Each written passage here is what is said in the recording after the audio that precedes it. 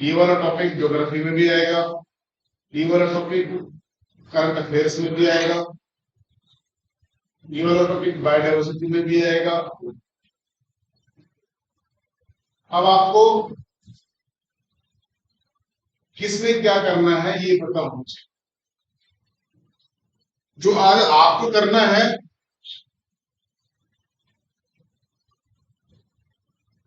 Latest forest survey,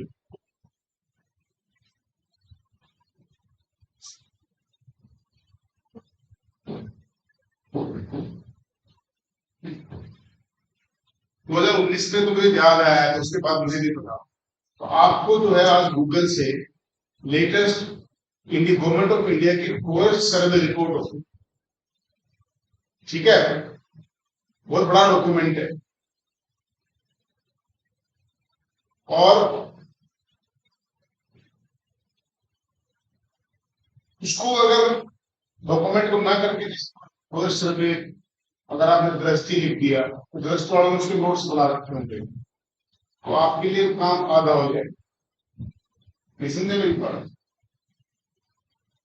forest survey दृष्टि लिख दोगे तो फॉरेस्ट सर्वे ऑफ इंडिया का जो पूरा डॉक्यूमेंट है वो कंप्लीट 100 पेज का होगा। उसके साथ आपको क्या लेना है और क्या नहीं लेना है उसको उलझ के नहीं लेना।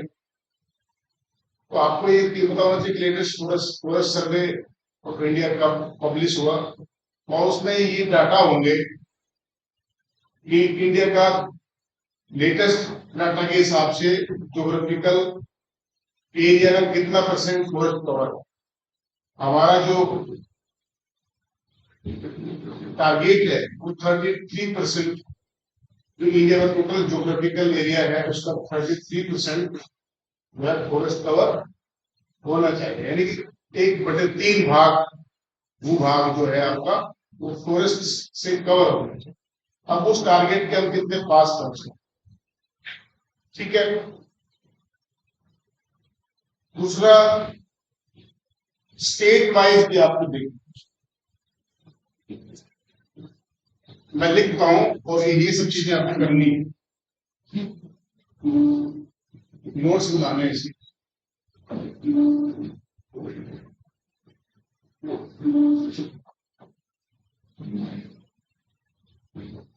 कितना प्रेजेंट फॉरेस्ट कवर 24% है, 24 पॉइंट समथिंग, उतना ही होगा, इससे ज्यादा नहीं है। तो लेटेस्ट डाटा के हिसाब से कितना परसेंट इंडिया का फॉरेस्ट कवर, ठीक है।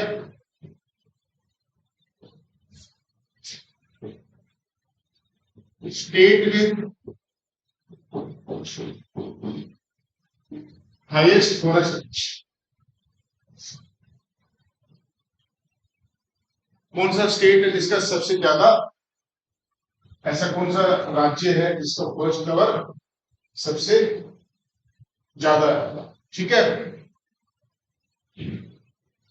ज्योग्राफिकल एरिया की टर्म्स में, ज्योग्राफिकल एरिया की टर्म्स से शायद अरुणाचल प्रदेश होना चाहिए, देख लेना। स्टेट विद लोवेस्ट फॉरेस्ट, शायद हरियाणा होगा, मुझे अच्छा। लोवेस्ट फॉरेस्ट कवर किस स्टेट का है, मुझे निकालना नहीं है। हाँ, परसेंटेज वाइज, हाँ हिंदी कलर निकला है, याद रखना है।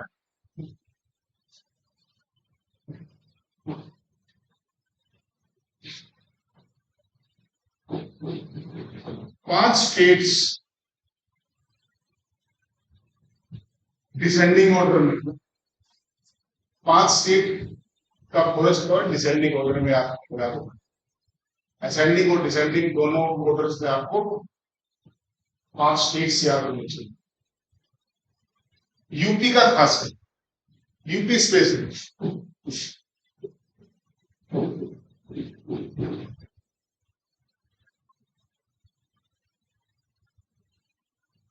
फॉरेस्ट सर्विस इंडिया में यूपी का पूरा मिल जाएगा डाटा। अदरवाइज यूपी गवर्नमेंट की साइट से यदि आपको चीजें लेनी, ऑथेंटिक लेनी है, यूपी गवर्नमेंट के साइट से आप उठा सकते हैं। यूपी में कितना percent geographical area forest cover से है, ठीक है, कौन सा स्टेट सबसे ज्यादा, कौन सा डिस्ट्रिक्ट सबसे ज्यादा फॉरेस्ट कवर में है, सबसे कम फॉरेस्ट कवर कौन से डिस्ट्रिक्ट में है, पांच पांच 10 डिस्ट्रिक्ट का देख लो, लखीमपुर खीरी बना ढंकाना जो भी है उनका तो ज्यादा से ज्यादा फॉरेस्ट कवर 5 से डिसेंडिंग और असेंडिंग ऑर्डर में आपको यूपी को भी, ठीक है। एक करना है लेटेस्ट फॉरेस्ट पॉलिसी,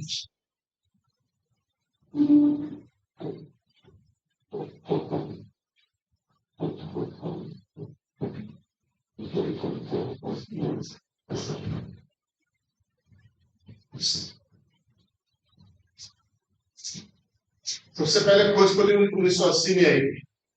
तो आपको बैकग्राउंड पता होना चाहिए कि इंडिया में अब तक कितनी फॉरेस्ट पॉलिसी आ चुकी है, कब तक आ चुकी है।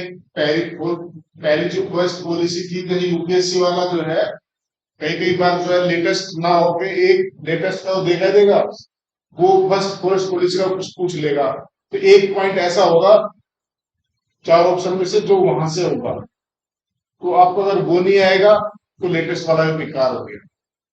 तो 1980 की जो पहले फॉरेस्ट पॉलिसी थी उसको भी अच्छे से पढ़ना है। फर्स्ट फॉरेस्ट पॉलिसी लिख हुआ, first forest policy of India, उसके क्या लक्ष्य थे, क्या गवर्नमेंट ऑफ इंडिया ने क्या चाहा था, ठीक है। उसके बाद कौन सी फॉरेस्ट पॉलिसी आई और लेटेस्ट फॉरेस्ट पॉलिसी कौन सी है। तो सभी फॉरेस्ट पॉलिसी सबसे ज्यादा काम करना है पहली पे और लेटेस्ट, बीच वाली पे आपको पता होना चाहिए। तो ये सब डाटा मैं आपको क्यों बता रहा हूं, अगर ये चीज पे आपने काम कर लिया तो आपको आंसर लिखने में बहुत आसानी हो। नहीं, जब आप अपने इंडिया की फॉरेस्ट पॉलिसी के बारे में, फॉरेस्ट कंजर्वेशन के बारे में जब आप लिखेंगे तो आपके पास डाटा हो, डेटा हो। डेटा में आप लिखोगे कि इंडियन पहले फॉरेस्ट पॉलिसी में हमारा ये टारगेट था, हमने इस साल तक कितना अचीव किया, इन फॉरेस्ट पॉलिसीज में ये टारगेट थे, और लेटेस्ट फॉरेस्ट पॉलिसी का हमारा ये टारगेट है। लेटेस्ट फॉरेस्ट सर्वे में के अनुसार हमारे इंडिया के फॉरेस्ट का जो भी फिलहाल की स्थिति है वो ये है, हमारी यूपी की स्थिति ये है, क्योंकि अब यूपी स्पेशल जीएस आता है तो आपका बहुत इंपॉर्टेंट है कि आपको ये सब चीजें पता होनी चाहिए। तो ये चीजें आपके पास हो जाएंगी तो आपके पास कुछ कहने के लिए कुछ तथ्य होगा कि पहले से फॉरेस्ट बढ़े हैं कि घटे हैं, ठीक है। आप उसको पाई चार्ट से, बार डायग्राम से, कैसे भी आपका मन हो वैसे आप कर सकते। मैं आपको सब खुद करने के लिए क्यों कहता हूं, क्योंकि जब आप खुद करोगे तो आपको एक चीजें समझ में ये आएंगी कि हमें आखिर करना क्या। दूसरा, जब बंदा खुद खोजता है चीजों को तो माइंड को अटेंटिव तरीके से उसको लेता है, कुछ देर लंबे समय तक आपके माइंड को याद रहती है। बाकी तो कितनी मैगजीन आप उठाओगे, किसी किसी मैगजीन में सब चीजें आपको मिल जाती है, लेकिन आपको जो अपना डाटा आपके पास होगा, जो आपने मेहनत से जुटाया है, वो बहुत लंबे समय तक आपके साथ रहेगा। ये जब डेटा आपके पास हो जाएगा तो आपको ऐसे लिखने में या कोई भी क्वेश्चन लिखने में आपके पास फैक्ट्स होंगे जो गवर्नमेंट ऑफ इंडिया या किसी राज्य सरकार के ऑथेंटिक डाटा आप जब उसमें लिखेंगे तब आपकी बात में वजन पैदा हो। जब आप तथ्यों के साथ डिस्कशन करते हैं तो आपके आंसर में बहुत ज्यादा फैक्ट्स नहीं होने चाहिए, लेकिन इंपॉर्टेंट फैक्ट्स मिस नहीं होने चाहिए। समझे मेरी बात? मेंस में इतना ज्यादा ये नहीं कि हर लाइन में आपने पूरा उसको ऐसा बना दिया, बजट टाइप बना दिया, ये परसेंट वो परसेंट नहीं। एक मोटे मोटे तौर पे आपको कोशिश ये करो कि जितने फैक्ट्स हैं उनको राउंड फिगर में लिखने की कोशिश करो, जैसे 1/3, जिसे अगर आपको एग्जैक्टली भी याद करते भी नहीं आता तो जिससे 1/3, 2/3 पार्ट, ऐसे भी आप चीजों को लिख सकते हैं। अगर आपको लगता है 24.75 है, आपको याद नहीं आ रहा है, तो आप उसको गलत लिखने की बजाय लगभग 25% या इस तरह की भाषा भी हम यूज करते हैं। हिस्ट्री में ये चीज बहुत काम आती है। 19वीं शताब्दी के उत्तरार्ध में, पूर्वार्ध में, later and early 18th century, 19th century या लेटर 19th सेंचुरी, तो उत्तरार्ध और पूर्वार्ध लिखने का मतलब क्या होगा? जैसे कोई भी घटना अगर उन्हें 1870 के आसपास घटी, तो आप उसको क्या उत्तरार्ध कह सकते हो। और पूर्वार्ध जो है 1850 से पहले जो भी हुआ वो पूर्वार्ध है। कोई घटना से घटी, तो आपको एग्जैक्टली अगर कोई डेट याद नहीं आती, ईयर याद नहीं आता, तो मेंस में एक लिखने का तरीका ये भी है, और ये ज्यादा अच्छा है, थोड़ा अच्छा भी लगता है। सामाजिक व्यवस्था या आर्थिक व्यवस्था 19वीं शताब्दी के पूर्वार्ध में ये थी, और उत्तरार्ध होते होते ये हो गया। तो आपको ये लिखने की 1980 में हुआ, 70 में हुआ, 90 में हुआ, कटिंग। तो ये पूरा। सर नमस्कार। सर मैं आपको ठीक हूँ सर, मैं हरियाणा गया था, तो उस दिन सर गाड़ी चला तो रात को 9 बजे पहुंचे थे, फिर सर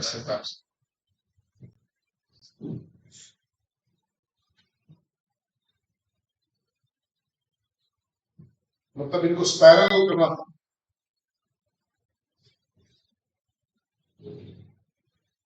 हम्म।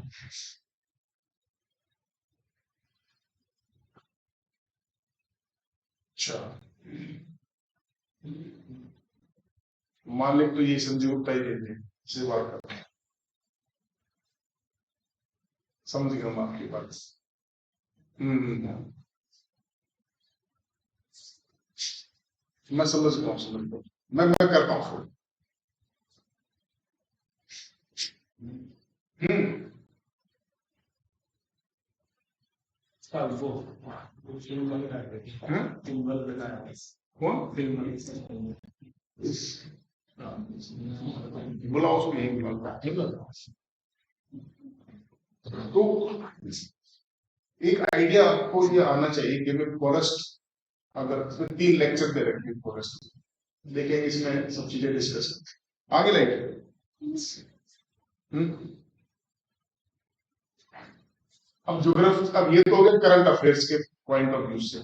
इन करंट अफेयर्स के पॉइंट्स को आप ज्योग्राफी में और जीएस के मेंस में यूज कर सकते, ये आपके पास एक मैटर हो। अब ज्योग्राफी पॉइंट ऑफ व्यू से फॉरेस्ट जो है, फॉरेस्ट जब आप करोगे तो आपको 3 चीजें एक साथ करनी, ठीक है? Rainfall, soil types and forest. लेकिन तीनों को आप अलग नहीं कर सकते। जब आपको सोइल टाइप्स पता होंगे, रेनफॉल पता होगा, तो फॉरेस्ट अपने आप निकल के आएगा। तो जब भी आप फॉरेस्ट पढ़ते हैं, तो आप इन तीनों चीजों को एक साथ पढ़ें। गेटिंग योर नॉट कि इंडिया का जो रेनफॉल का स्टेटस है, किधर से किधर रेनफॉल होता है, किस एरिया में कितना अप्रोक्सीमेट रेनफॉल होता है, किस एरिया की सोइल्स कैसी हैं, और वहां का टेरेन कैसा है। टेरेन का मतलब जो भूभाग दिखने में कैसा है, पहाड़ है, मैदान है कि मरुस्थल। Getting your not. अगर मैं आपसे कहूं कि एक ऐसा एरिया जिसमें 25 से 50 सेंटीमीटर के बीच में बरसात, ठीक है, वहां पे सैंडी सोयल्स मिलती, ठीक है। समर्स में वहां का टेम्परेचर 45 डिग्री से ऊपर जाता है और रात का टेम्परेचर कम रहता है। ऐसे भूभाग इंडिया में कहा बताओ है? हाँ, निकल के आया ना। हाँ ना सर,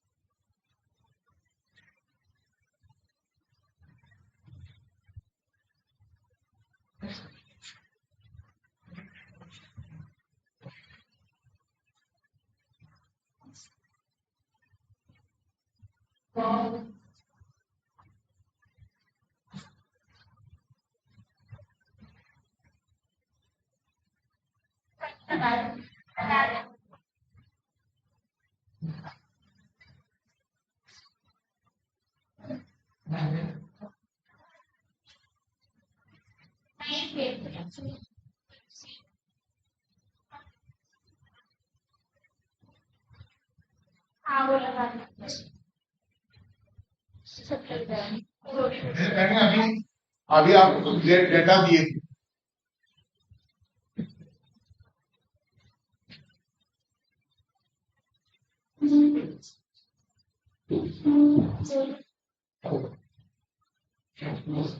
पच्चीस से 50%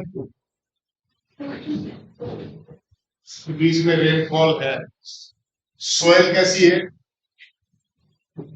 सैंडी है, बालुआ मिट्टी है।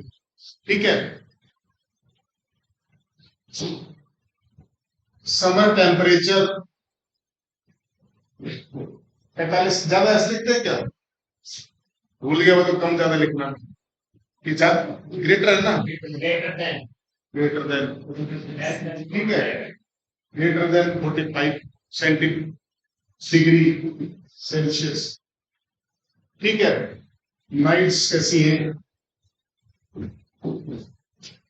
कूल है, कोल्ड नहीं, कूल ठंडी है, रातें ठंडी है, दिन गर्म है, टेम्परेचर इतना स्वेल। तो सीधे सीधा आपके दिमाग में एक ही चीज आएगी, ये कोई डेजर्ट हो, ये कोई डेजर्ट।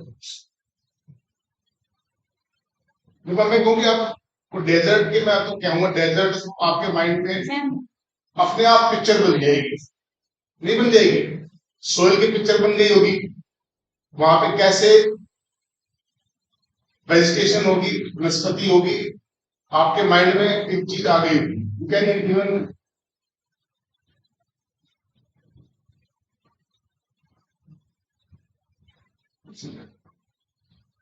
तो ये इन चीजों के कॉम्बिनेशन से अगर मैं ये दे दूं कि यार ऐसे जो जगह है वहां की वनस्पति कैसी होगी, तो आप एक ही बात कहोगे कि ये कोई डेजर्ट होगा और यहाँ की वनस्पति कैसी होगी, जीरो फाइट्स होंगे।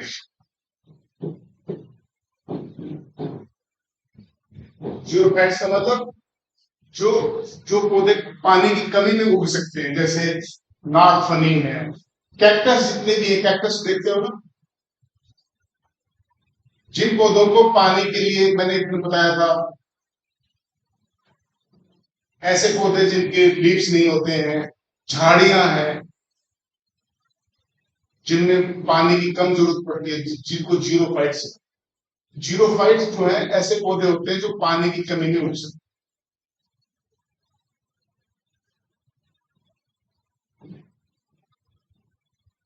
तो आप खेजड़ी, खेजड़ी सुना, खेजड़ी एक ट्री का नाम है, राजस्थान का राष्ट्रीय राज्य राज्य ट्री है, उसका स्टेट ट्री है ये राजस्थान खेजड़ी। राजस्थान में वहां की इकोनॉमी का एक इंपॉर्टेंट हिस्सा है। वैसे राजस्थान का भी ना एग्जाम देना चाहिए, तो राजस्थान जी के अलग से पढ़ना पड़ेगा। राजस्थान में अगर एसडीएम हो जाते तो बहुत अच्छी जिंदगी है, नौकरी फर्स्ट क्लास, बहुत अच्छे अच्छी जगह, और यूपी से बेहतर लोग हैं। लोग का मतलब मेरे कहने का मतलब ये है कि एरिया इतने अच्छे हैं कि काम करने का मन करेगा। जैसलमेर, बाड़मेर, जोधपुर, मतलब लोग बड़े भोले भाले से ट्राइब्स हैं, बहुत ज्यादा चैलेंजिंग नहीं है इंडिया, इतने चैलेंजिंग से हाँ है, बहुत ज्यादा बाहुबली नहीं है। तो आपको जो अफसर को काम करना है, कैसे इंडियन हो, कैरेक्टर ट्राइब्स के साथ काम करोगे, लोगों के लिए काम करो, तो राजस्थान में रहना चाहिए। और ईमानदार है स्टेट जो भी, वहां पे RAS होता है, राजस्थान एडमिनिस्ट्रेटिव सर्विस, तो इनके भी एग्जाम देने चाहिए, बुराई नहीं है। लेकिन गली गली की राजस्थान की जीके पूछ गया, जैसे ऊंट अगर बीमार हो जाए तो किस देवता की पूजा की जाती है, ऐसी भी जीके आती है।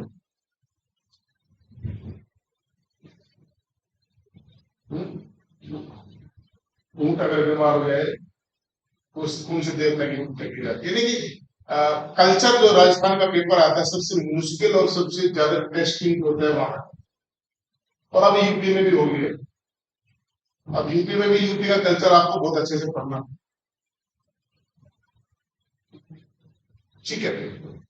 तो खेजड़ी एक ऐसा पौधा है जो जीरो फाइट है, इसको पानी, इसे तीनों चीजें मिलती है, खाना, टिम्बर और ईंधन। सांगरी खाई, क्योंकि सांगरी होटल्स में भी मिलती है कई बार राजस्थानी। अगर आप राजस्थानी किसी आप ढाबे तो क्या कहूंगा, जैसे थीम बेस्ड होते हैं ना रेस्टोरेंट्स, वहां पे चारपाई होगी और राजस्थानी डिशेज होंगी, राजस्थानी लुक पे झोपड़ी टाइप बना के और मिट्टी से लिपाई करके उसमें पेंटिंग वेंटिंग करके, ऐसे भी थीम बेस्ड रेस्टोरेंट आपको मिलेंगे। हरियाणा उसमें आगरा में था एक चोको जीवन,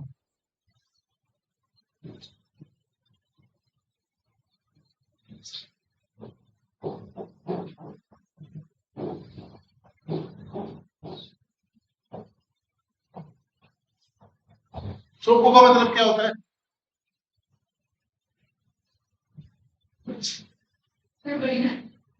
गुड, चोखा मतलब गुड, ये काम चोखा हो गया, राजस्थानी भाषा में बोलते हैं, इट इज गुड। जीवन में खाना, जीवना, तो ये ट्रेडिशनल वर्ड्स, जीवन मीन्स खाना, कहीं कहीं आप शादी ब्याह में जाते हैं तो जीमना बोलते हैं, जीमन जो कुछ। तो इनकी जो थाली होती थी उसमें राजस्थान की डिशेज, जैसे गट्टे की सब्जी होती है, सुने ना, वो बेसन के गट्टे की होती है, तो उसमें एक फली होती है, जैसे जैसे आपका ये जो भी आप फली मार्केट में सब्जी होती है इस तरह की फली होती है, उसको सांगरी बोलते हैं, और उसको सुखा के उसको फ्राई करते हैं, और फ्राई करने के बाद उसमें नमक और मिर्च डाल देते हैं, तो बहुत क्रंची सी बन जाती है। तो वहां के बच्चे वो, तो उसको वो चीप फूड है गांव के लोग, लेकिन जब कोई चीज 5 स्टार में उसी चीज के बहुत पैसे ले लेते, तो सैंगरी जो है अगर आपको 5 स्टार गांव में तो ऐसे पड़ा मिल जाएगा खेलने में, और उसी चीज को रेस्टोरेंट में जाओगे तो वो गुड़ अगर वो रेस्टोरेंट में रख दे, सिंपल सी घर वाली चीज को वहां, और छाछ सब ये सब कुछ रख दे, तो आप उन्हीं चीज के वहां पे उनको, जो घर में 50 रुपए की कीमत नहीं, वहां आप उसको 400-500 रुपए देकर आए, क्योंकि ये चीजें हमें रिझाती है, हमें अट्रैक्ट करती है अपनी तरफ। मान लो ऐसा रेस्टोरेंट रहेगा, वहां चारपाई गली में है, और मटके का ठंडा पानी रखा हुआ है, और अच्छा जैसे आप सोचते इस तरह खाना हो तो आप वहां रुकेंगे, और एक पे लिख रखा है शाही पनीर फलाना ढिमकाना दाल तड़का फलाना ढिमकाना, तो आप मेरे ख्याल में ऊब चुके होते हैं ये सब। ऐसे रेस्टोरेंट में आदमी कभी जाना पसंद करता है जहाँ पे सीजनल वेजिटेशन नहीं हो, वेजिटेबल्स नहीं हो, जहाँ पे खाना मन का नहीं है। अगर आजकल पनीर वनीर खाने वाले लोग कोई खास बचे नहीं है, इसको क्रेज नहीं है कि पनीर खाया जाए, कढ़ाई पनीर खाना। अगर एक भी जितनी भी सब्जी लोग बोलते हैं, एक भी सब्जी ऐसी नहीं होती है जो खाने लायक, बाकी लेकिन सबकी कीमत 250 से 300 350 के बीच में होती है। तो ये स्टेट से वो फ्रूट मिलता है, इसके जो पत्ते होते हैं, लीव्स होते हैं, काटने के बाद जो है वहां की बकरियां, भेड़ बकरियां फिर उसको ट्रेनिंग कर देते हैं, पूरा उसमें ट्री होता है, उसकी ट्रेनिंग कर देते हैं। ट्रेनिंग करने के बाद वहां की भेड़ बकरियां जो है उसके पत्ते खा जाते हैं, और पत्ते खाने के बाद इसकी पूजा भी होती है खेजड़ी की। ये विष्णु का वो है, श्री कृष्णा जन्माष्टमी में इसकी पूजा होती है, श्री कृष्णा से रिलेटेड है इसका विष्णु। जैसे एक नौ ग्रह वाटिका होती है, तो उसमें भी खेजड़ी जो है, खेजड़ी की पूजा होती है। तो जन्माष्टमी वाले दिन इसकी पूजा हो, श्री कृष्ण से कुछ उसका रिश्ता है। तो पत्ते भेड़ बकरे खा लेते हैं, उसके बाद जो लकड़ी बचती है, झाड़ी बचती है, वो सुखाने के बाद ईंधन मिलता है। अब जब पेड़ को काटते हैं उससे चीप गुड़ मिलती है, अच्छी क्वालिटी गुड़ नहीं कहलाती, मतलब जो गरीब आदमी है उसको चारपाई बनवानी है, तखत बनवाना है, या कुछ भी कराना है, उस खेजड़ी को आप काट के उसका चीप फर्नीचर बनाया गाँव का लेवल से। तो ये एक पौधा ऐसा है जो food, fodder and would and timber, food, fodder and timber, तीनों चीज दे रहे, ठीक है। फूड, फोडर, टिम्बर, फूड इंसानों खाने की चीज, फोडर पशुओं का खाने की चीज, और टिम्बर जो लकड़ी आपके फर्नीचर में या कुछ भी आप एग्रीकल्चर को का कोई हल बनाना है, कुछ भी करना है, तो आप उससे खा सकते।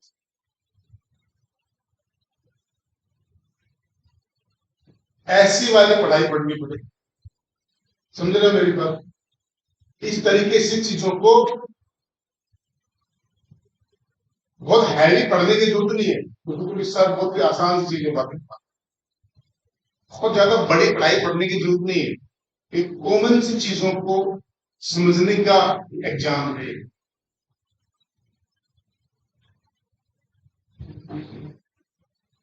अब अगर क्वेश्चन ये आ जाए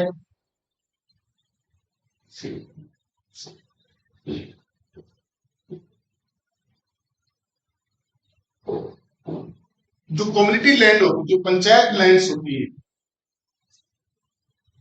कम्युनिटी लैंड क्या होती है? तो जो सब जिसको सब हर गांव में पंचायत की जमीन, जिसको किसी का अधिकार नहीं होता, सिर्फ पंचायत का होता है। तो कई बार कहते हैं तुम यार यहाँ के बैठ गए, या पंचायत की जमीन है, ऐसा बोल देते हैं ना। अगर कोई आपके घर में आकर बैठ जाए और आप नहीं चाह रहे भाई यहाँ तो गाड़ी की कौन सी पंचायत की जमीन है, ऐसा बोलते हैं। तो मतलब कहने का मतलब ये कॉमन कम्युनिटी की नहीं है, सामुदायिक नहीं है। कम्युनिटी जो फॉरेस्ट, एक फॉरेस्ट होता है जिसको बोलते हैं community forest, community forestry, community forestry, सामुदायिक वानिकी, सामुदायिक वानिकी, कम्युनिटी, कम्युनिटी जो सबके यूज की होती है, कॉमन गुड के लिए, किसी एक आदमी का गुड उसमें नहीं रहता। एक टर्म होती है एग्रो फॉरेस्ट्री,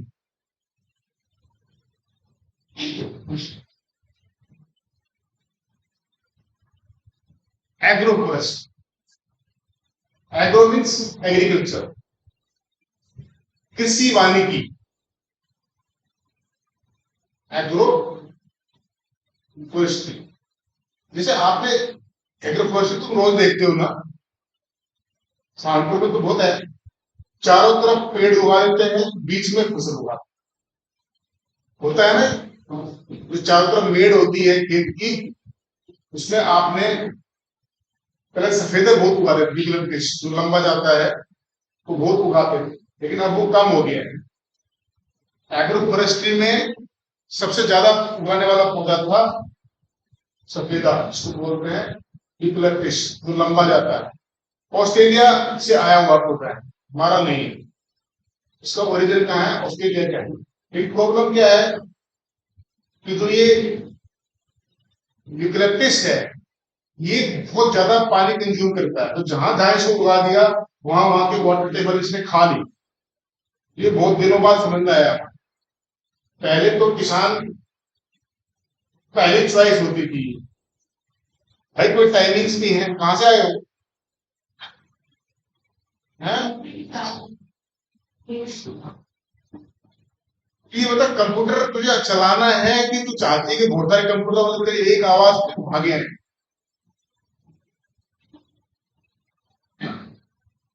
क्या जीवन कैसा होना चाहिए कि लोग तुझे कहें सारे दिन ऐसे लगे रहना है, या तुम बैठे हो 10 घंटे हो जाते 5-10 कंप्यूटर वाले भागे हैं? तो बस तो फिर छोड़ दे कंप्यूटर में कुछ नहीं करता। अगर ये करना है तो ये करो, बट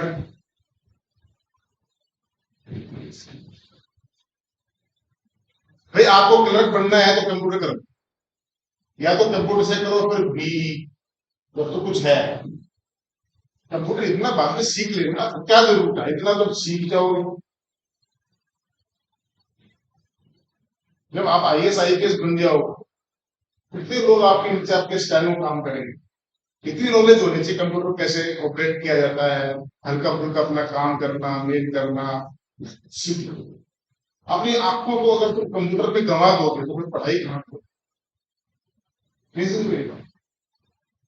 मैं उसका अगेंस्ट नहीं, लेकिन मैं तुझे एक बहुत बड़ी बात कर, अगर तो सिविल सर्वेंट, अब या तो इस सर्विस के अगर तुम्हें अंदर से चाह है तो उसको छोड़ दो।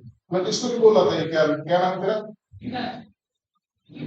विकास। कभी विकास नहीं होगा कंप्यूटर से, किसका विकास हुआ? हाँ, बहुत सब अच्छा किया, तेरी आंख बच जाएगी। ये सारी उम्र जो है लोग तेरे काम सिखाते रहेंगे, तुम सारी उम्र मिलता मिलता कितनी 10-12-15 हजार रुपए, और सारी उम्र जो है फिर करते रहते फिर कुछ नहीं, नथिंग। उससे ज्यादा हेल्थ जिंदगी और क्या है, सारी उम्र स्क्रीन के सामने बैठे रहे। लोग बच्चे बड़े शौक से करते हैं, जिसको वो कोई रास्ता नहीं है तो आखिरी रास्ता है, मिलना ही नहीं है तो वो कभी भी आप 2 ढाई महीने 3 महीने 4 महीने आप किसी के पास किसी सेंटर में सीख लो, तो सारे रास्ते बंद हो जाए, आपको लगे कि तो अंधेरा ही अंधेरा है, तो उधर उधर चले जाओ। अगर आपको क्लर्क नहीं बनना, अधिकारी बनना है तो अधिकारी जैसी सोच बैठे, इतना कंप्यूटर आना चाहिए कि आप अपना काम करो बस, दूसरे के काम करने का कंप्यूटर नहीं चाहिए। नहीं ना मेरी बात, क्लर्क बनने के लिए कंप्यूटर नहीं सीखना है, कोई लैंग्वेज सीखने की जरूरत नहीं है, अनटिल अनलेस तुमने डिसाइड कर लिया कि हिंदी से करना, तो जितने घंटे वहां आप छोड़ के आते हो उतने घंटे पढ़ाई करो, वो ज्यादा बेहतर है। हमारे अंदर इतने कंप्यूटर काम करने वाले मिलेंगे, लोग भागे आए कि सर मैं कर दूं क्या। मैं ऐसे ही बोलता हूँ, कोई बहुत कड़वे सकते हैं, किसी को अच्छा लगे तो ठीक है। तो एग्रो फॉरेस्ट्री में जो पहली चॉइस थी वो यही पौधा था, उसमें भी किसान बहुत, किसानों ने इससे पैसा कमाया। तो खेत की मेड़ के चारों तरफ जो है यूकलिप्टस लगा दिया और बीच में खेती करते रहते। और यहाँ पे मित्र में वो लगाते हैं ज्यादातर पॉपुलर, पॉपुलर तो समझ लो पॉपुलर जैसा पॉपुलर था, ठीक है। जो पॉपुलर को पॉपुलरिटी मिली हुई है ना, वैसी पॉपुलरिटी यूकलिप्टस को मिलेगी। यमुनानगर आपके आसपास प्लाईवुड का एक सेंटर है, और ये ज्योग्राफी है, कोई भी इंडस्ट्री की लोकेशन के पास सबसे ज्यादा कोई चीज, जैसे आपको पता है कि इस पॉपुलर की खपत जो है मेरठ में भी है, हल्के वाले चीप वाले बैट बनते हैं इससे, वीलो इसको आप बोलते हैं, जो बच्चों के खेलने के आते हैं, 200 के 400 के 500 के जो बैट आते हैं वो इस वीलो से बन जाते हैं। और जो महंगे बैट होते हैं इंडिया वाले वो कश्मीरी वीलो से बनते हैं, वो जो और अच्छे वाले हैं इंग्लिश वीलो, इंडिया से बाहर से वो वीलो आती है जिससे बड़े प्लेयर्स खेलते। तो ये वीलो का जो खपत है पॉपुलर का, आपका मेरठ में भी है, सहारनपुर में भी है, और यमुनानगर में भी है। इसलिए ये जो एग्रो फॉरेस्ट्री का ये जो मॉडल है ना, इसलिए कामयाब हो, जो किसान को बहुत दूर नहीं लेके, ट्रांसपोर्टेशन कॉस्ट ज्यादा नहीं है। मान लो इसी लकड़ी को आपको 500 किलोमीटर ले जाना हो, तो क्या अगर आपने पॉपुलर उगाया और उसकी खपत यहां से 500 किलोमीटर दूर है, आप किसान नहीं उगाएगा। तो यूकेलिप्टस का वही स्टेटस था जो पॉपुलर का है, लेकिन बाद में इसके इकोलॉजिकल हैजर्ड्स पता लगे, वो दूरी चीज है, ठीक नहीं है। धीरे धीरे इंडिया में इसका चलन कम हो गया और अब किसान इसको नहीं उगाते, क्योंकि उनके उनके खेतों के वाटर टेबल बहुत नीचे चला गया, पानी जो है डेंजरस था। तो एग्रो फॉरेस्ट्री का जो मॉडल आएगा, एग्रो फॉरेस्ट्री का मॉडल इसलिए आया कि एक किसान को खेती के साथ साथ टिम्बर भी, वुड भी वो जो उगाता है उसकी उससे आमदनी बढ़ गई। क्या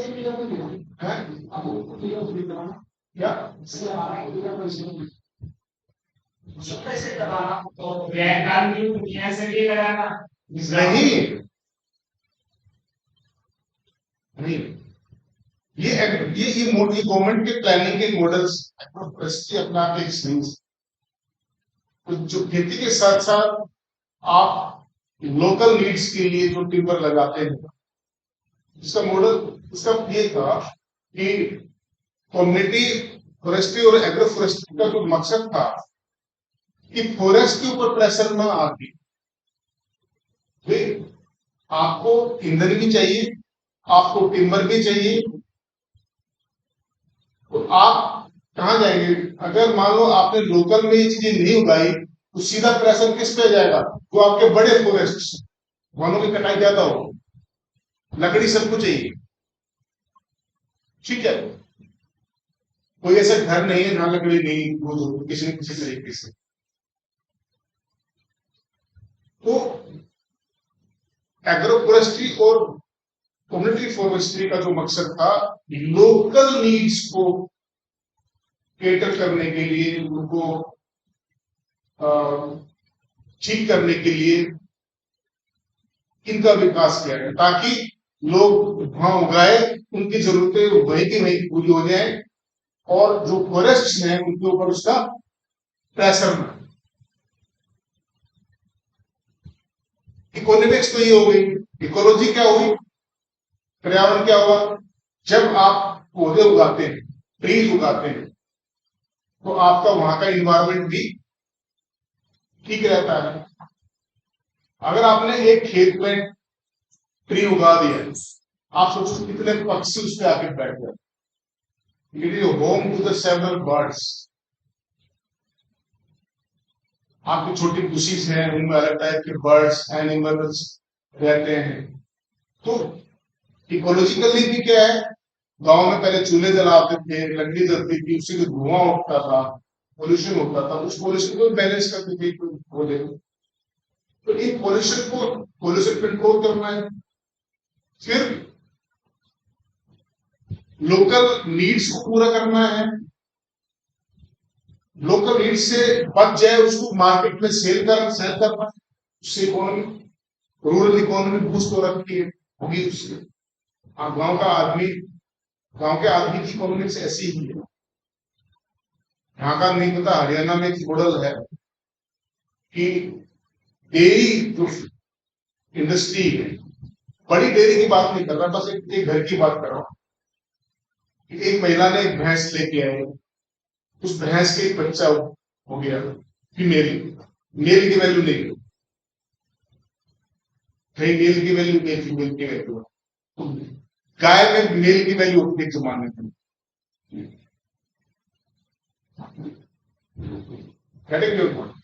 जब हल के लिए बैल की जरूरत होती है, तो जिसकी गाय ने मेल बेटी को जन्म दिया है, वो फिर चैरिस लोग खुश होते। और भैंस के साथ उल्टा है।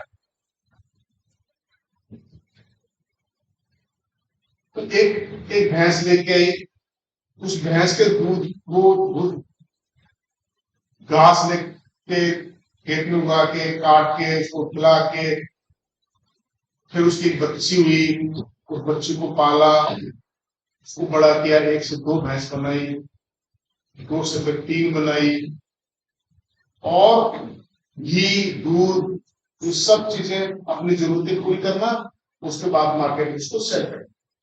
उससे क्या हुआ, एक महिला ना करते बहुत पैसे कमा। ये महिला की इकोनॉमी है हरियाणा, उसी की मेहनत है।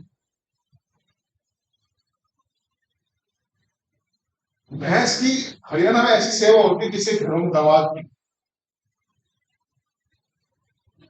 मतलब उनको पता है कि 1.25 लाख रुपए की भैंस है और ये 10 किलो दूध देगी दिन में, तो पर डे क्या मेरी क्या इनकम हो, उनके खाने का, पीने का, नहलाने का।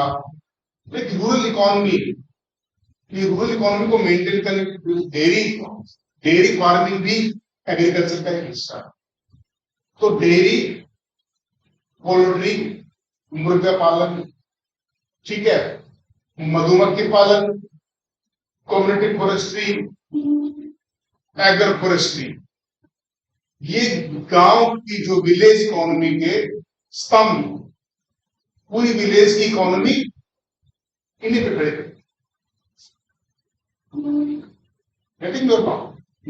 अगर आपको रूरल डेवलपमेंट में लिखना, तो आपको किसी किताब को पढ़ने की, अल्टिल अनलेस आपको 2-4-5 डेटा जो है लेटेस्ट पता होना चाहिए। अगर आपको रूरल डेवलपमेंट में लिखना है,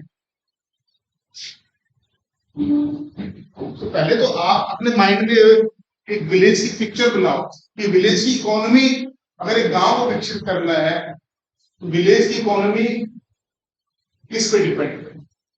विलेज की जो इकोनॉमी है, सबसे पहला बूस्टर है एग्रीकल्चर। अच्छा, agriculture and allied sector,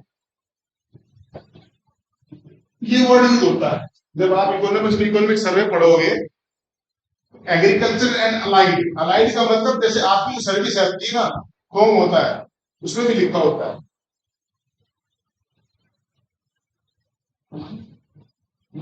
UP provincial services and allied service, subordinate services. तो जैसे एसडीएम बनते हैं, बस उनको छोड़ के बाकी कोई पीसीएस नहीं होता। अगर कोई समाज कल्याण अधिकारी बन गया, अपने सामने पीसीएस लिख दे, या कोई फूड इंस्पेक्टर बन गया, अपने सामने पीसीएस लिखो, वो पीसीएस के एग्जाम से आते हैं, लेकिन वो पीसीएस नहीं होते। पीसीएस तो एक ही बंदा अपने सामने लिख सकता है, जो कौन होता है,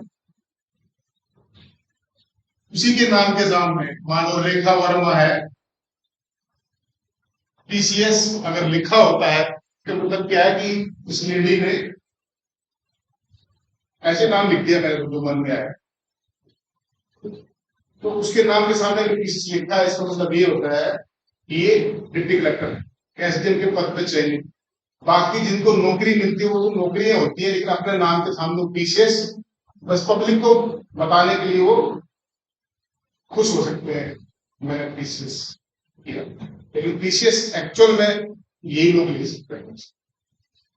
ठीक है, तो अलाइड जो मेन मेन सब्जेक्ट एसडीएम, बाकी जो सर्विसेज मिलती है समाज कल्याण, आरटीओ, एआरटीओ, वो भी मिलती हैं, तो सारे अलाइड सर्विसेज होती है, अलाइड सेक्टर। एग्रीकल्चर का अलाइड सेक्टर कौन सा है? Agro forestry. अलाइड का मतलब एग्रीकल्चर जैसा ही, ठीक है। डेयरी,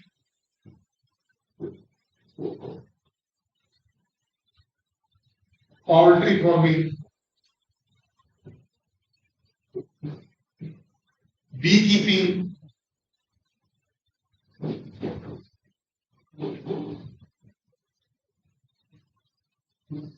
ठीक है, ये सारे, और फिश कल्चर, मछली पालन, मधुमक्खी पालन, मुर्गी पालन, अगर कहीं रेशम का भी होता है तो उसको बोलते हैं सेरिकल्चर। रेशम का जो कीड़े को जो पालते हैं, क्या बोलते हैं? सेरिकल्चर। ये सारी एग्रीकल्चर की ही ब्रांच है।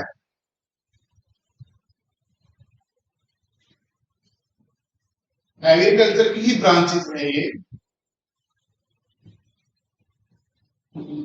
अलाइड सेक्टर में।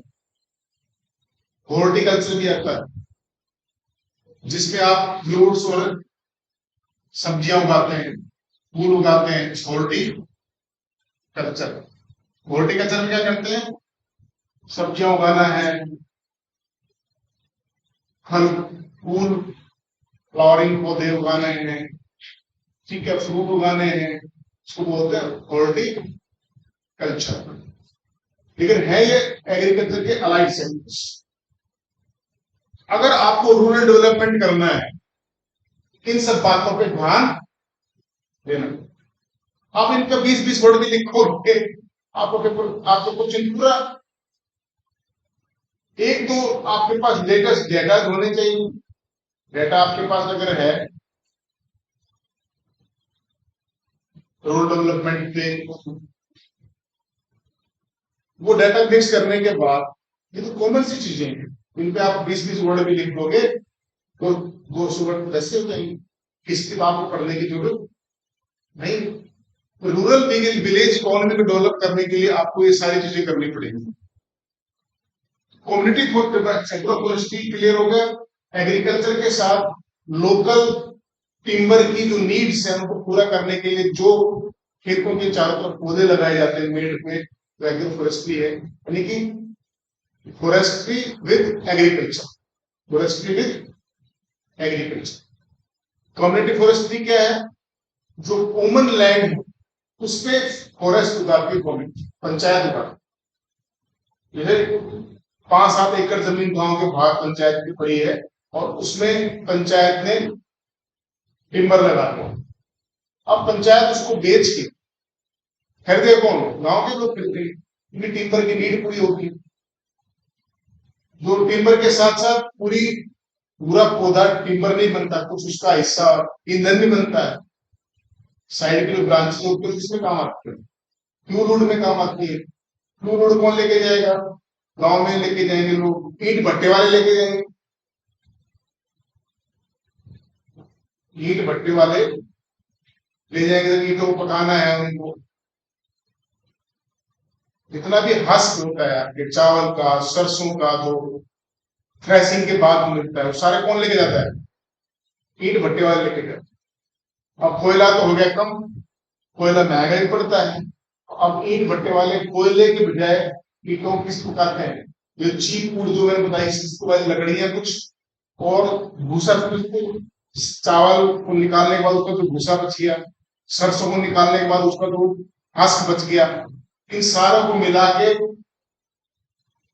ईंटों को पकाने में यूज करते। दिखता है लोग अपने घरों में, अपने खेतों में वो लगा देते हैं, उसके बाद भट्टे वाले अपने आप कॉन्ट्रैक्ट कर लेते हैं। तो कम्युनिटी फॉरेस्ट्री जो है वो रूरल डेवलपमेंट के लिए, एग्री फॉरेस्ट्री दोनों ही रूरल डेवलपमेंट के लिए जरूरी है।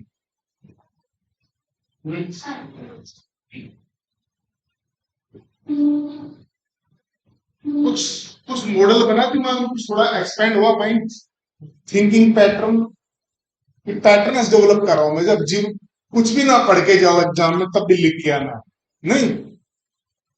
ये एग्जाम ऐसा एग्जाम है जिसमें लगेगा कि 50% बातें ही पढ़ी लिखी है, पढ़े वाली बातें हैं, बाकी तो सब कुछ पढ़ाई नहीं होगा उसमें से। आपको वही आंसर बनाना होगा, और वही आंसर बनाने के लिए सारे पैटर्न्स आपके माइंड में डेवलप।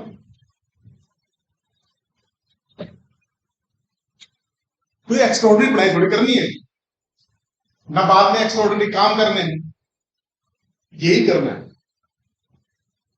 आपके पास जितनी फाइलें आएंगी वो ऐसी फाइलें आएंगी, वो काम करोगे।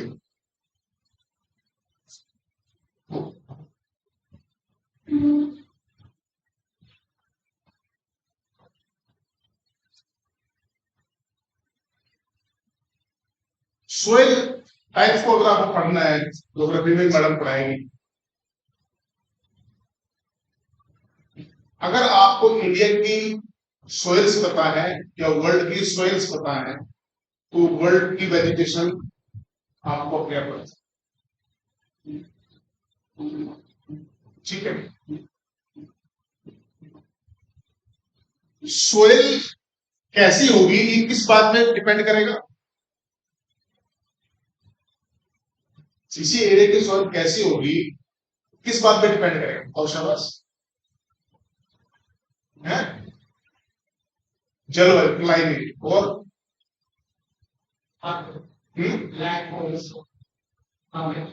स्थलाकृति कैसी, यानी कि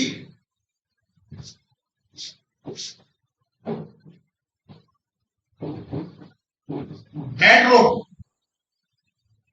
बैडरॉक का मतलब वो जो लैंडफॉल बता रहा है, स्थलाकृति बना रहा है, बता रहा है, उसके नीचे रॉक कैसी, जैसे माउंटेन एक स्थलाकृति है, माउंटेन एक लैंडफॉर्म है, माउंटेन की सॉइल कैसी हुई? माउंटेनियस जो सोयल होंगी उसका सोयल, क्योंकि आपने इस तरह माउंटेन देखे हैं, वहां पे आपको ऐसी मिट्टी नहीं मिलेगी, मिट्टी के साथ कंकड़ मिलेंगे, बहुत सारी चीजें मिलेंगी।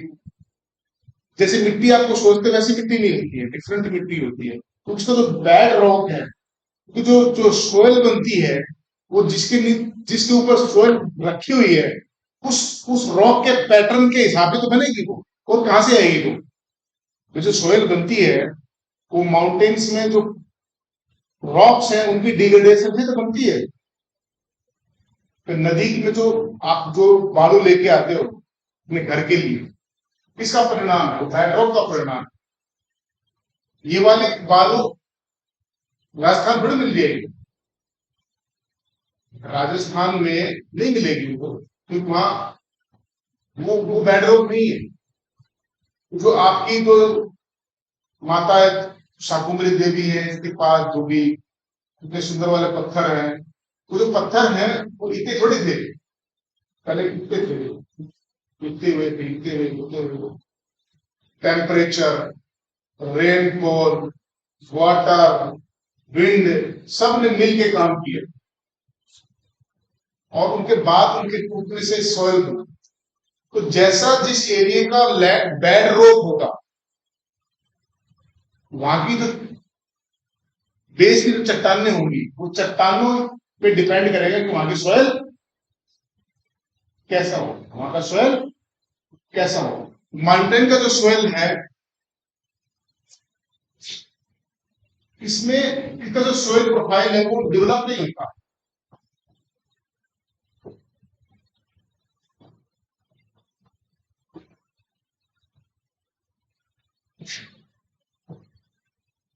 सोइल प्रोफाइल का मतलब क्या होता है? सोइल की लेयर्स होती है।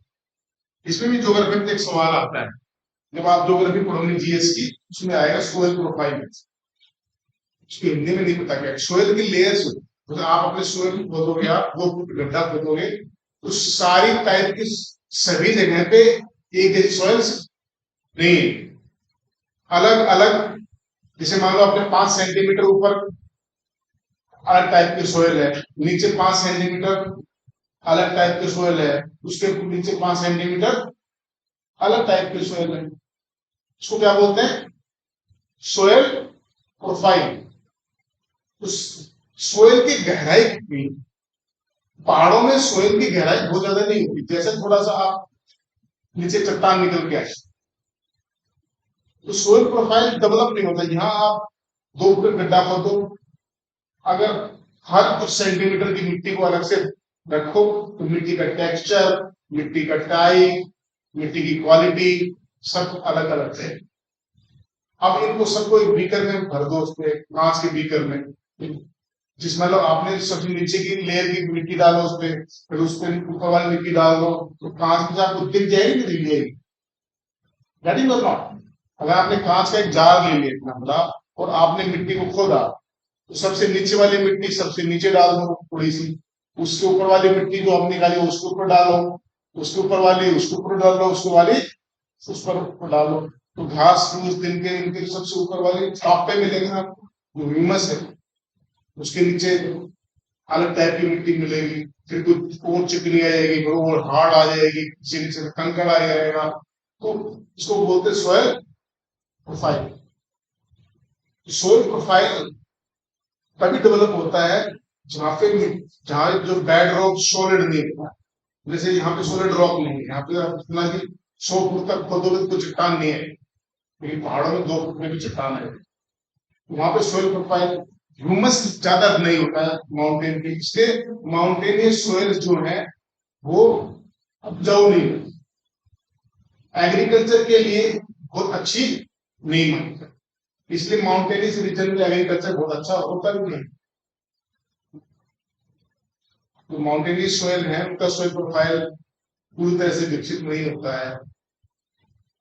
यहाँ की जो सोयल्स हैं उनके अंदर ह्यूमस की क्वांटिटी कम होती है, मिनरल क्वांटिटी भी कम होती है, ठीक है, और ये खेती के लिए ज्यादा उपजाऊ नहीं।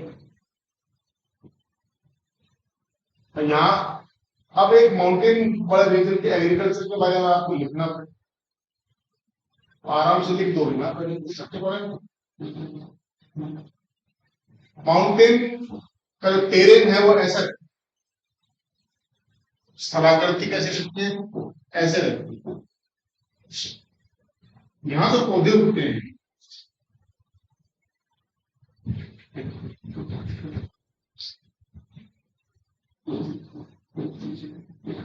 बरसात जब होती है तो बरसात में उगती है, यहाँ पे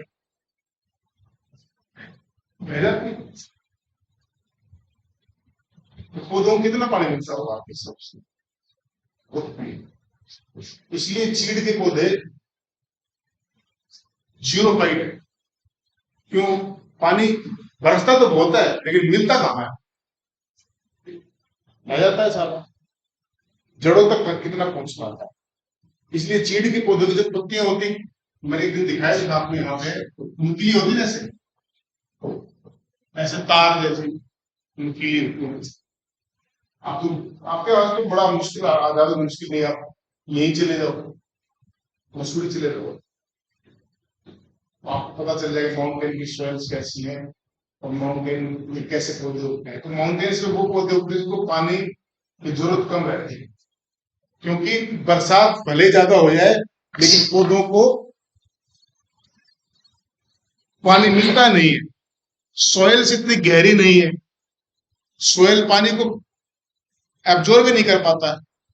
अगर सोयल पानी को एब्जॉर्ब कर ले फिर तो कोई बात बन जाए, लेकिन एब्जॉर्ब करेगा कैसे जब टेरेन ऐसे है। गांव में कम्युनिटी, एक चीज छूट गया था मैं, जैसे जो कम्युनिटी फॉरेस्ट्री और एग्री फॉरेस्ट्री है, इकोलॉजिकल के साथ साथ उसमें सोयल इरोजन जो है वो कम होता है। सोयल इरोजन यानी कि भूमि का जो कटाव होता है, जहां पौधे ज्यादा उगते हैं, अगर आपने मेड़ लगा रखी है और मेड़ पे चारों तरफ पौधे हैं तो उस खेत की मिट्टी का कटाव हो, उसकी मिट्टी बाहर जा नहीं सकती। अगर आपका ये मैदान में घास उगी हुई है तो पानी उतनी तेज तरीके से नहीं जोड़ेगा। वहां के मिट्टी के कटाव, जो पौधे होते हैं, जो पेड़ पौधे होते हैं, घास है, छोटी झाड़ियां हैं, ये मिट्टी को इनकी जड़ें बांध के रखते हैं, तो पानी के बहाव से इनमें कटाव ज्यादा नहीं हो पाता है। इसलिए भी पेड़ पौधे जो हैं गांव में, शहर में, हर जगह होना चाहिए। भूमि को कटाव को अगर रोकना है, मरुस्थलीकरण को रोकना है, एक नया टर्म आता है डेजर्टिफिकेशन, डेजर्टी उसको बोलते हैं मरुस्थलीकरण। आज की डेट में एरिया धीरे धीरे जो है मरुस्थल बनते जा रहे हैं, और मरुस्थल का मतलब सिर्फ और सिर्फ एक ही होता है कि वहां पानी की कमी। मरुस्थल का मतलब क्या होगा? पानी की कमी। तो एक मान लो ये आपका एरिया है और इसमें आने वाले 500 सालों तक लगातार, हाँ तो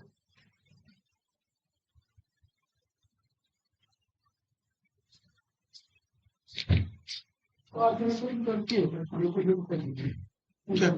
क्या है, यही बुला रहा हूँ क्या, भैया बुला लो। वैसे तो मैं आ ही रहा हूँ 10 एक मिनट में। आ गई क्या?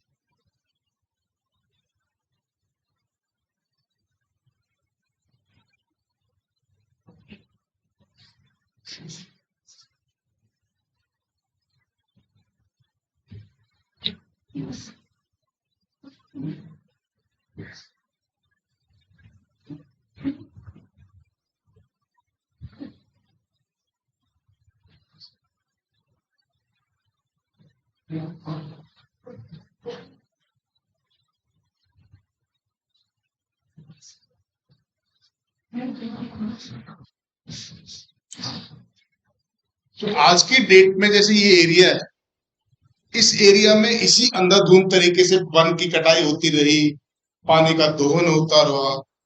जरूर नहीं है कि सहारनपुर आपका जैसे आज दिखता है 500 साल बाद ऐसा दिखे, हो सकता है धूल उड़ती नजर आए, दूर दूर तक यहाँ ना पानी, ना इंसान, ना इंसान की जात, ना पशु, ना पशु की जात को दिखाई दे, तो बड़ी बात नहीं है। तो अगर लगातार डिफोरेस्टेशन होता रहेगा, लगातार पानी का वो रहेगा, रिचार्जिंग नहीं होगी पानी की दोबारा से, ऐसे एरिया धीरे धीरे मरुस्थल में बदल जाते हैं। इसको बोलते हैं डेजर्टिफिकेशन। तो मरुस्थलीकरण को अगर रोकना है तो उसके लिए सबसे बड़ा उपाय क्या है? फॉरेस्ट यानी कि कंजर्वेशन, यानी कि पेड़ पौधों को प्लांटेशन करो या कंजर्वेशन करो। पानी का जो पानी का बचाव होना, जल का संरक्षण बहुत जरूरी है, वाटर कंजर्वेशन जरूरी है, वाटर की रिचार्जिंग जरूरी है। रिचार्जिंग का मतलब क्या है कि पानी जमीन के अंदर नीचे जाए, जहां से पानी आया है वापस वहां चला जाए। तो ट्यूबवेल में पानी का जो लेवल है, जैसे हरियाणा और पंजाब में सबसे जिस जिस एरिया में मैं रहता हूँ, मेरा जो घर है वो राजस्थान के बॉर्डर पे है। हमारे वहां का जो क्लाइमेट है वो राजस्थान से मिलता जुलता है। वहां पे जो सिंचाई का जो सबसे मुख्य साधन है वो ट्यूबवेल से, नहरें बहुत कम, मिट्टी जो है थोड़ी रेतीली है, हल्की रेतीली है, तो फुहारों से सिंचाई होती है। पाइपलाइन डाल के उसमें फुहारे लगाते हैं, अगर पानी ऐसे जाएगा तो बहुत ज्यादा शिपिंग हो जाएगी। अभी वहां पे 250 फुट पे, 300 फुट पे फिट समझते हो, इतनी गहराई पे ट्यूबवेल, ट्यूबवेल जब लगाता है किसान तो एक लॉटरी सिस्टम, बोरिंग जब करवाते हैं तो पंडित से पूछते हैं, पानी कहाँ कैसा मिलेगा इसके भी बताने वाले लोग भी गांव में होते हैं। एक नई साइंस, गेटिंग और नॉट, जैसे पंडित जी बताते हैं ऐसे पानी बताने वाले लोग भी होते हैं, एक्सपर्ट जो मतलब पंडित टाइप के होते हैं, अनुभवी लोग। वो आपके खेत के एक हिस्से में जाकर खड़ा होगा, यहाँ कर, यहाँ मीठा पानी निकलेगा, 10 में से 6 बार भी अगर मीठा पानी निकल गया वो आदमी तो पॉपुलर हो जाएगा ना। मीठा पानी निकलना एक तरह से लॉटरी सिस्टम। किसी खेत में अगर बोरिंग करवाई, उसमें 250 फीट पे पानी आ गया, पानी खूब अच्छा आ गया और मीठा पानी निकल आया, it is something more than miracle. एक किसान के लिए इससे बड़ी जीत कोई नहीं होगी, क्योंकि एक बोरिंग किसान जब करता है तो एक बड़ा जुआ होता है, और जुआ ये होता है कि उसमें 2.5 या 3 लाख रुपए कम से कम लगते हैं। तो एक तो 2.5-3 लाख रुपए लगाता है, और उसमें मान लो जितना सोचा था उतना पानी नहीं आया, और पानी आ गया खारी, गया काम से। उसके तो बेचारे की 2-3 फसलें खत्म हो गई। एक तो भविष्य की फसलें खत्म हो गई, भविष्य की सारी प्लानिंग खत्म हो गई, और जो पैसा उठा के लगाया था लोगों से वो बेकार हो गया। तो हमारा जो इलाका है और जो राजस्थान का जो इलाका है उसमें सबसे बड़ी प्रॉब्लम क्या है आने वाले समय में, मरुस्थलीकरण। हरियाणा में तो वैसे भी जिस इलाके में मैं रहता हूँ फॉरेस्ट बहुत कम है। जैसे आपका जो इलाका है इसमें फॉरेस्ट और पेड़ पौधे ज्यादा है, वहाँ इतने नहीं है। वहाँ का वेजिटेशन राजस्थान से थोड़ा मिलता जुलता है। तो सबसे बड़ी हमारे एरिया की प्रॉब्लम क्या है कि आने वाले समय में जो पानी है इट्स विल बी ग्रेट। अभी मैंने हरियाणा गया था, मैंने एक प्लॉट लिया है हाईवे पे, तो हम यही पूछ रहे थे वहां पे पानी की क्या स्थिति है। तो वो जैसे बोला जी पानी तो आपकी तकदीर का, पानी तो आपकी तकदीर का है भाई। मीठा भी निकल जाए, 300 फुट में ना भी निकले, इतना निकल जाए कि आप खेती कर लो, तो इतना भी ना निकले कि आप घर का काम ना चले, ये तकदीर, तकदीर हो। तो ये जो कहानी है, ये कहानी बहुत कुछ बयां करती है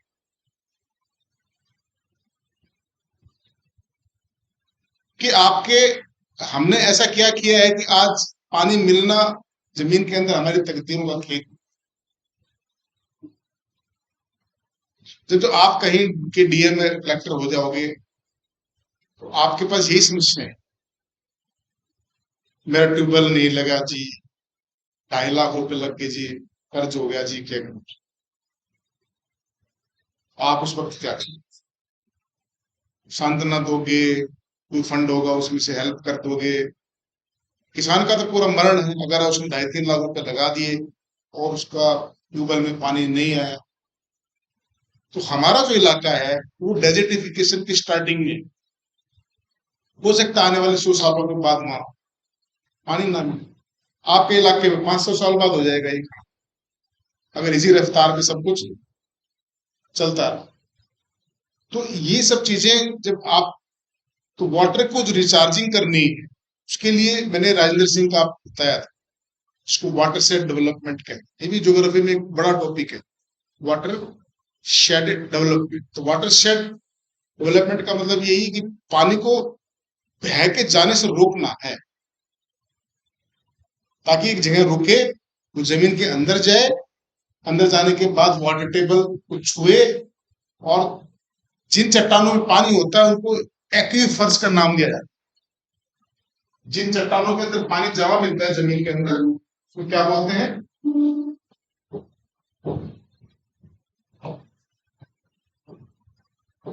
एक्वीफर्स। एक्वीफर्स वो चट्टानें होती हैं जिनके अंदर पानी मिलता है, ठीक है। एक्वीफर्स वो चट्टानें होती हैं जिनमें पानी मिलता है।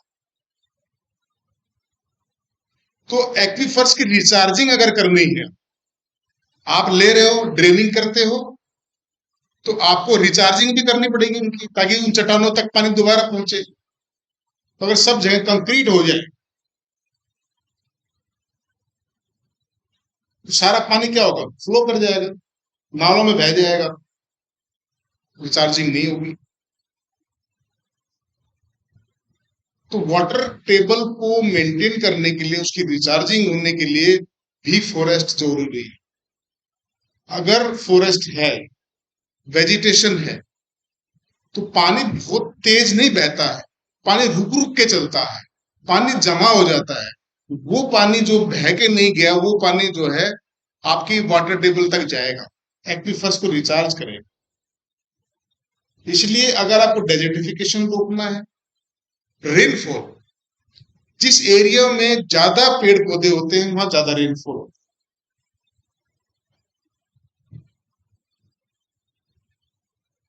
है। पेड़ पौधे बिल्कुल वैसे ही होते हैं जैसे पहाड़ रेन के लिए जरूरी है। राजस्थान का अगर अरावली पर्वत ऐसे खड़ा हो जाता, ऐसे के बजाय, तो आज राजस्थान डेजर्ट नहीं होता, सहारनपुर जैसे होता। नहीं समझे मेरी? राजस्थान का डेजर्ट इसलिए डेजर्ट राजस्थान और इसलिए बना क्योंकि यहाँ पे अरावली रेंज है, और अरावली जो रेंज है वो मानसून विंड के समानांतर है, उसके सामने नहीं खड़ा।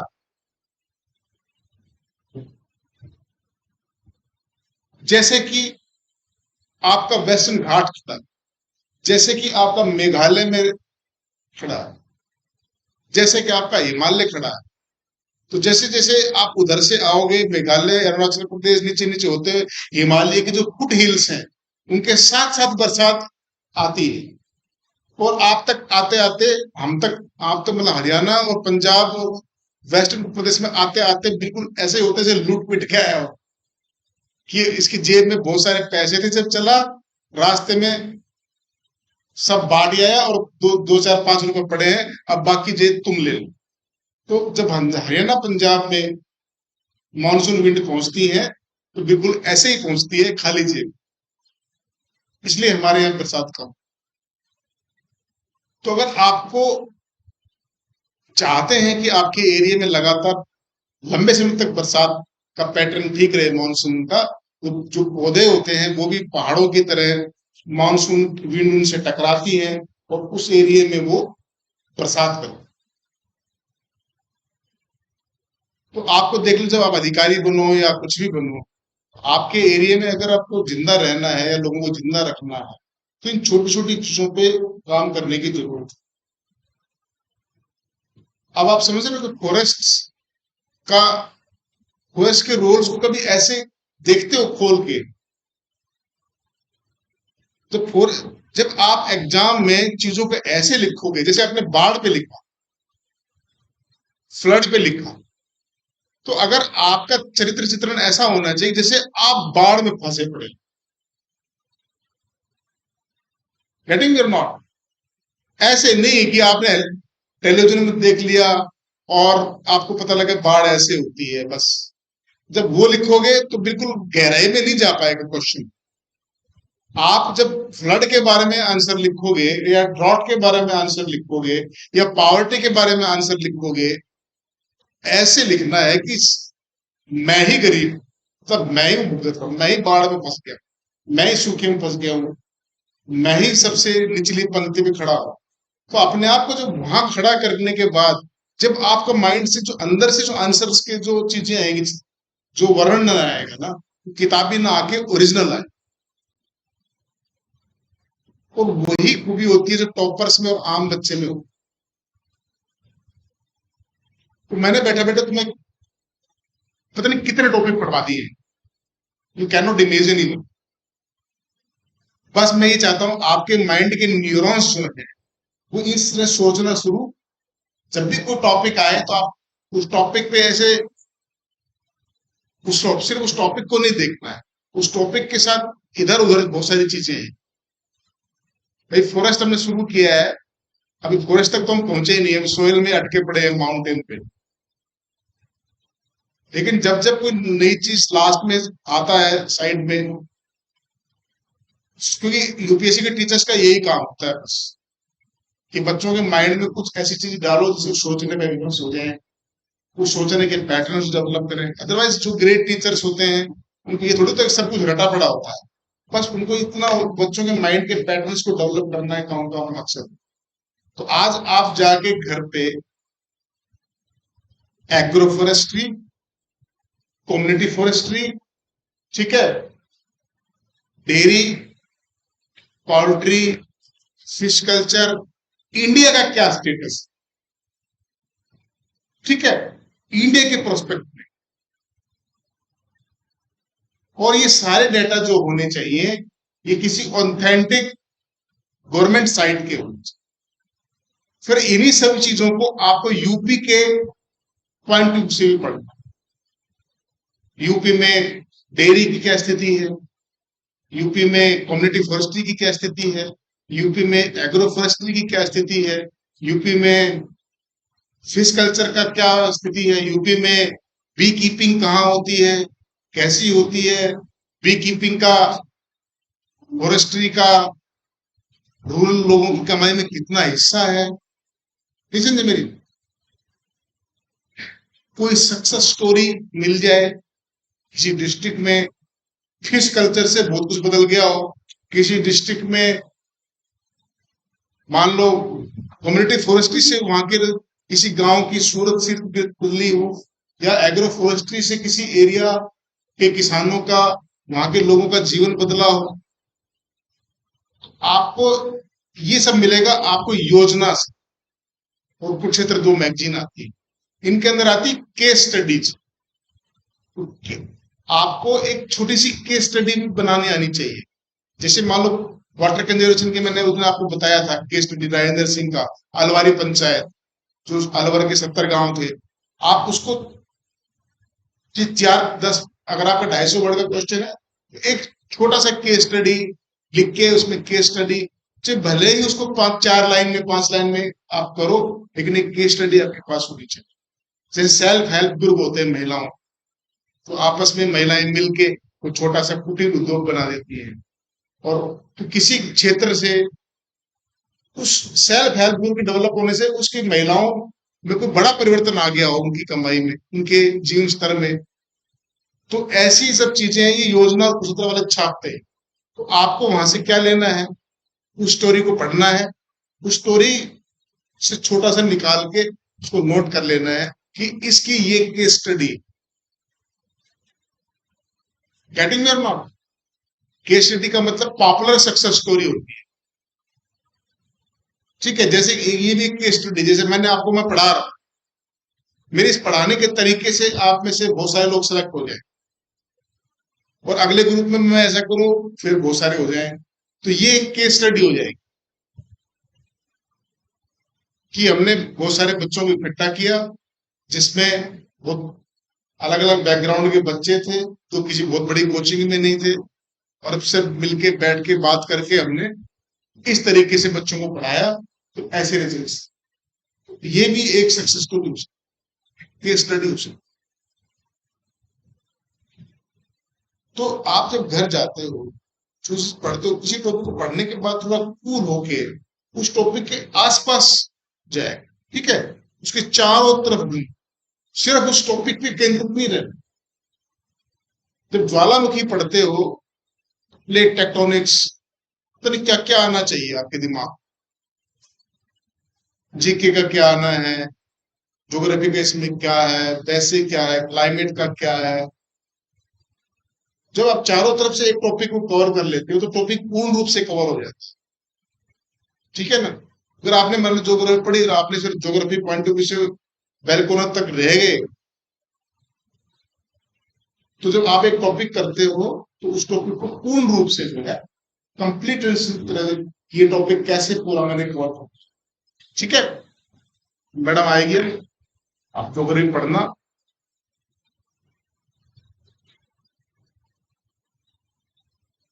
मैं जो काम बताता हूं उसको अगर रोज रोज करते रहे, तुम्हारे मेंस में कुछ छूटना नहीं है, ये मेरा दावा है। अगर नहीं करोगे तो ज्योग्राफी ऑप्शनल कौन लोग लेंगे? वैकल्पिक विषय ज्योग्राफी कौन कौन लेगा? हैं? अब तक किसी ने डिसाइड नहीं किया है। क्यों? पंडित बुलाना है? बेटा ये तो अभी कर लो, डिसाइड दिस टाइम। तुमने लेना है। क्या नाम है तुम्हारा? कभी यहां बैठती है, कभी वहां बैठती है, हैं? प्लेट्स टेक्टोनिक्स की तरह मूवमेंट रहता है नहीं? अच्छा है, जिंदा हो। यूपीसी तय के लिए जिंदा भी होना चाहिए। कितने घंटे पढ़ती है? ईमानदार से बता, नहीं पढ़ाओ, 5 से नहीं होना कुछ। 8 जिस दिन हो जाएंगे उस दिन सोचना कि मैं ठीक जगह पे हूँ। देखो 3 घंटे कहां से लाने, आज थोड़ा दिमाग लगता है। उस 8 घंटे के बाद तुम्हारे जी चाहे वैसे जी। ठीक है, वो 8 घंटे उस तरह जीना है जैसे एक एस्पिरेंट जीता है। बहुत सारे ऐसे बच्चे हैं जो मूवी भी देखते हैं, गॉसिपिंग भी करते हैं, हंसी मजाक भी करते हैं, और फिर आराम से बड़े प्यार प्यार से जो है यूपीएससी निकाल लेते हैं। कुछ बच्चे ऐसे होते हैं घर से ही नहीं निकलते हैं। तो हर हर एक का अपना अपना है। तो जैसे आपके नेचर है उसको बहुत ज्यादा बदलने की जरूरत नहीं है, बस उस नेचर के साथ जाना है। ठीक है ना? किसी दूसरे की नेचर को कॉपी मत करो। आप जैसे हो आप सबसे बेस्ट। तो वो तो कमरे से निकलता ही नहीं, मैं भी कमरे में बंद हो जाऊं। हो सकता है आप कमरे में बंद हो जाओगे तो आप सब भूल जाओगे, आपका मन ना लगेगा, आप बीमारी हो जाओगे। तो दूसरे को आपको कॉपी नहीं करना, 8 आवर्स आपको करना। ज्योग्राफी अच्छा ऑप्शनल है, उसमें रटना कम पड़ता है। ज्योग्राफी अगर ऑप्शनल लोगे तो मैं काफी मदद कर दूंगा।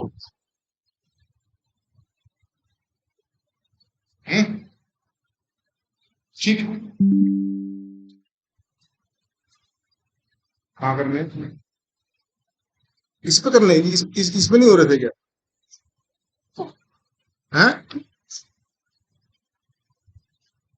इसमें करना है? नहीं, ये बंद हो गया रजिस्टर क्या?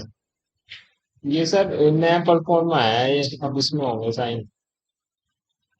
इसमें नाम वाम लिख देना मेरा, सब्जेक्ट थोड़ा स्ट्रीम थोड़ा ठीक है, कर। ये और लिख लेते हैं मैम यहाँ पे, लिखने में चाहिए था आपको।